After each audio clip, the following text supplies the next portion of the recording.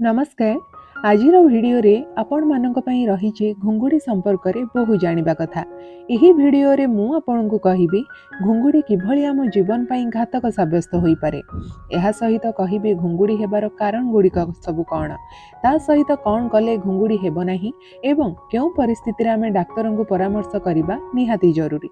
एते सब गुरुत्वपूर्ण कथा घुंगुड़ी विषय रे रही, तेणु संपूर्ण भिडियोटी को देखंतु। स्किप कले हुए तो किसी जरूरी तथ्य आपण मिस कर दे पारंती। जदि भिडियोटी भल लगे तेबे प्लीज लाइक करंतु। आहुरी नुआ नुआ भिडियो देखिबाकू चैनल को सब्सक्राइब करंतु। आसंतु आरंभ करिबा। प्रथमे जानिबा घुंगुड़ी हेले हमर की क्षति होई थाए बा घुंगुड़ी को काहेकि मारात्मक बोली कुहा जाउछि। सोईथिबा समय रे अनेक लोक घुंगुड़ी मारि थांती, तेबे घुंगुड़ी एक साधारण समस्या भाबी आमे ताहाकू अणदेखा करिथाउ, किंतु वास्तव रे एहा एक सांघातिक रोग। काहेकि ना आम समस्तक मस्तिष्क रे थिबा स्नायु को भल अम्लजानर आवश्यकता रही थाए। मात्र घुंगुड़ी मारिले साधारणतः घंटा को आमर 5 थर निश्वास बंद होई थाए। फल शरीर को ठीक भावे अम्लजान मिल पारे नाही, जहा द्वारा घुंगुड़ी मारुथिबा व्यक्ति मस्तिष्क रे थिबा स्नायु को क्षति पहुंची थाए। एही प्रकार व्यक्ति सोई थांती सत, किंतु सकाळे उठिबा परे मध्य सेमानकु फ्रेश लागि न थाए। एहा सहित सोईथिबा समय रे मनिषर जीवन जीवार मध्य संभावना रही थाए। आसंतु जानिबा घुंगुड़ी मारिबार मुख्य कारण गुड़िक सब कौन। प्रथम कारणटी हेउची शरीरर उच्चता अनुसार ओजन अधिक रहिबा, अर्थात मोटा लोकंकु घुंगुड़ी अधिक होई थाए। द्वितीयटी हेउची अत्यधिक मद्यपान बा कोनोसी निशाद्रव्य सेवन करिबा, सोईबार शैली ठीक न रहिबा। चतुर्थरे हेउची अधिकांश समय सर्दी जोगु नाक बंद रहिबा। जदि आपणक टन्सिल बढ़ी थाए तेबे मध्य घुंगुड़ी होई थाए।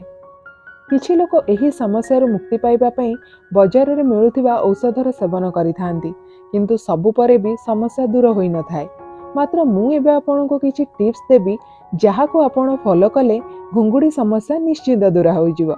आसंतु जानिबा घुंगुड़ी न हेबा पई कोन करिवे। प्रथम नियमटी हेउची घुंगुड़ी न हेबा पई सबु बेले ठीक समय रे खांतु और ठीक समय रे सुअंतु। राति रे जेते संभव हल्का खाइबा को चेष्टा करंतु, पेट भरी खांतु नाही।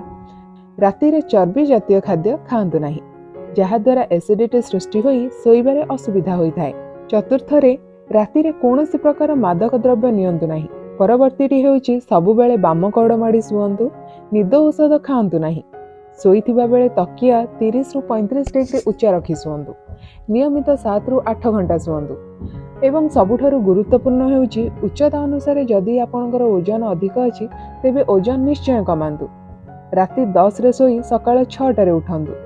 यह व्यतीत जदि आपनको बहुत जोर रे घुंगुड़ी समस्या अछि, सकाळे उठिबा परे मुंड बिंधा हेउची, फ्रेश लागुनी, दिन रे भी हालिया लागुची और घुमेई पड़िले भी घुंगुड़ी हेउची, चिड़चिड़ा लागुथाए, हृदस्पंदन तीव्र हेउथाए एवं अधिकांश समय आंबिळा हाकुटी आसीथाए, तेबे विलंब न करी डाक्टरଙ୍କ सह तुरंत संपर्क करंतु। एही भिडियोटी आपणଙ୍କ सांगसाथी प्रियजनक सह निश्चय शेयर करंतु एवं सेमाने ओ सेमानଙ୍କ परिवार रे जदि केही घुंगुड़ी समस्यार सम्मुखीन हेउथिबे तेबे तांको एही भिडियोटी निश्चित लाभदायक हेबो।